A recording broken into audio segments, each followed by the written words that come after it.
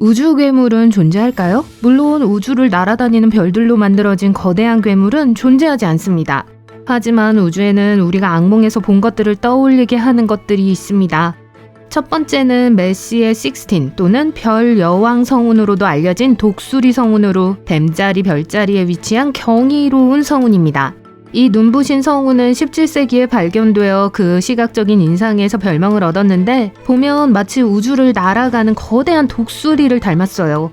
독수리 성단은 젊은 성단입니다. 지구에서 약 5,700광년 떨어진 아주 먼 곳에 위치한 독수리 성운은 가로 세로 약 70에서 50광년 크기의 영역에 걸쳐 있습니다.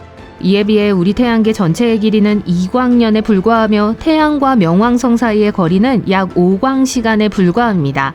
이 거대한 성운에는 8,000개가 넘는 별이 있어요. 그중 하나는 특히 밝아요. 그것은 우리 태양보다 약 80배나 무거운 거대한 별의 쌍성입니다. 그리고 성운은 활발하게 새로운 별을 만들어내고 있죠. 매일 성단 안의 가스와 먼지는 성단 내의 뜨겁고 거대한 별에서 나오는 강렬한 방사선과 항성바람에 의해 압축되고 있습니다. 이것이 새로운 별의 탄생을 촉발합니다.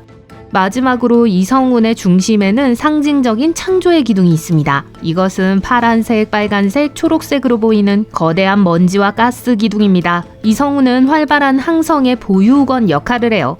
암흑 구름은 천천히 모여 미래의 별을 탄생시키며 우주에서 발견되는 풍부하고 복잡한 물질을 형성합니다. 창조의 기둥은 약 4에서 5광년 정도 뻗어 있어 우리 태양계 전체의 약 2배에 달합니다. 독수리 성운은 천문학자들에게 매우 흥미로운 곳으로 별의 탄생과 진화를 연구할 수 있는 훌륭한 장소예요. 이곳의 웅장함은 놀랍습니다. 하지만 무섭다기보다는 매혹적인 존재입니다. 다음에 등장할 괴물과는 다르죠.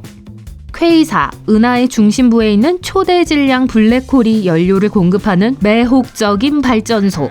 이 블랙홀은 태양 질량의 수백만에서 수십억 배에 달해요. 물질은 그 안에서 소용돌이치며 빛을 발하는 원반을 형성합니다. 그 안의 중력은 스펙트럼 전반에 걸쳐 강렬한 에너지를 생성하여 퀘이사를 찬란하게 빛나게 합니다. 때로는 은하 전체보다 더 밝게 빛나기도 해요. 이 우주 괴물은 수년 동안 천문학자들의 흥미를 끌었어요. 퀘이사는 일반 별처럼 생겼지만 비교할 수 없는 수준의 에너지를 가지고 있어요. 퀘이사의 이름은 준항성 전파원에서 유래했습니다. 퀘이사는 전파, 가시광선, 자외선, X선, 감마선 등 스펙트럼 전반에 걸쳐 방사선을 방출해요. 우리는 수년 동안 그 신호를 포착해왔지만 1969년에야 처음으로 그 신호를 엿볼 수 있었어요. 퀘이사는 우리 우주에서 가장 오래된 천체 중 하나예요. 수십억 광년을 여행하는 퀘이사의 빛은 이 괴물이 많았던 우주의 초창기에 대해 더 많이 알 수 있게 해줘요. 퀘이사는 시간이 지남에 따라 점차 희미해졌기 때문에 당시에는 얼마나 밝게 보였을지 상상만 할 수 있습니다. 그중 가장 상징적인 것 중 하나는 퀘이사 콜로서스입니다. 이것은 하나의 괴물이 아니라 73개의 퀘이사로 이루어진 거대한 그룹이에요. 모두 합치면 40억 광년에 걸쳐 있으며 은하수 100개보다 더 밝아요. 우리가 상상조차 할 수 없는 엄청난 규모입니다. 다음 괴물은 펄서라고 불립니다. 큰 별이 연료를 다 소진하면 펑 하고 폭발합니다. 그 후 남은 것은 중성자별인데 질량은 우리 태양의 몇 배에 달하지만 도시만큼 작은 구에 꽉 차 있어요. 매우 밀도가 높죠. 때로는 동반자별처럼 친구와 팀을 이루기도 해요. 동반자가 중성자별과 물질을 공유하면 상황이 급변할 수 있습니다. 여분의 물질로 인해 중성자별이 붕괴되어 밀도가 더욱 높아질 수 있어요. 이 경우 소위 커크별로 변환합니다. 이런 일이 일어나지 않으면 중성자별은 다른 경로로 이동해요. 이 엄청난 밀도는 별의 양성자와 전자가 서로 붕괴하여 전하가 없는 입자인 중성자의 바다를 형성한다는 걸 의미합니다. 이때 이른바 펄서가 탄생합니다. 펄서는 놀라운 자기장을 가지고 있어요. 이 별들은 지구보다 수조 배 더 강력한 자기장을 자랑합니다. 이 초자성 펄서가 회전하기 시작하면 재미가 시작돼요. 한가롭게 빙글빙글 도는 것이 아닙니다. 펄서는 초당 수백 번 회전할 수 있어요. 전 우주에서 가장 빠른 물체죠. 펄서가 소용돌이치면서 전자기 방사선을 쏘아 올립니다. 이 광선은 등대와 같은 역할을 하며 자전할 때마다 우주를 휩쓸고 지나가요. 지구가 이 광선 중 하나의 경로에 있으면 천문학자들은 방사선 펄스를 감지해요. 여기서 펄서라는 이름이 유래되었습니다. 벌써와 밀접한 관련이 있는 별이 있는데 바로 좀비별입니다. 때로는 별이 수명을 다하고 초신성이 된 후에도 완전히 사라지지 않는 경우가 있어요.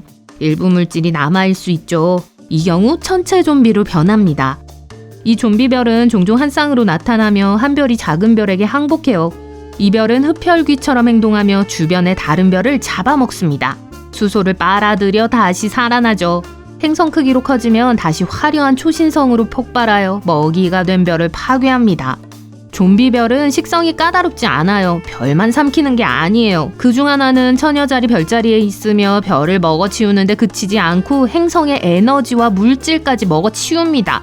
실제 좀비가 더 많은 먹이를 찾기 위해 항상 이동하는 것처럼 이 별들은 은하계를 여행해요. 최근 먼 은하계에서 또 다른 별이 발견되었어요. 이 별은 수년에 걸쳐 여행하고 진화하며 점점 더 밝아지고 있으며 이 쇼는 수백만 년 전 공룡 시대부터 시작되었습니다. 이들을 연구하면 우주물체가 야생 환경에서 어떻게 작동하는지 더 잘 이해할 수 있습니다. 또한 기본 입자에 대한 비밀을 밝히고 초밀도 항성 잔해의 물리학을 탐구하는 데 도움이 돼요. 좀비를 만났으니 이제 우주 뱀파이어를 만나볼게요. 청색 나고성은 이웃별의 생명을 빨아들이며 노화를 거부해요. 그 때문에 고대 동료들보다 더 젊고 더 푸르게 보이며 천문학자들은 그들의 실제 나이에 대해 혼란스러워합니다. 과학자들은 멀리 떨어진 70억 년 된 성단에서 21개의 청색 나고성을 연구했습니다. 그때 돌파구를 찾았어요. 그들은 그것이 합병이나 충돌 때문이라고 생각했습니다. 하지만 과학자들은 이 교활한 별들이 영원히 젊음을 유지하기 위해 주변 별을 잡아먹는 도둑이라는 사실을 밝혀냈어요. 이 발견으로 대부분의 청색 나고성이 설명되었지만 일부는 여전히 미스테리로 남아 있습니다. 즉, 다양한 기원을 가지고 있을 가능성이 높습니다. 연구원들은 허블 우주망원경을 사용하여 숨겨진 동반자를 발견하고 향후 이들에 대해 더 자세히 알아볼 계획이에요.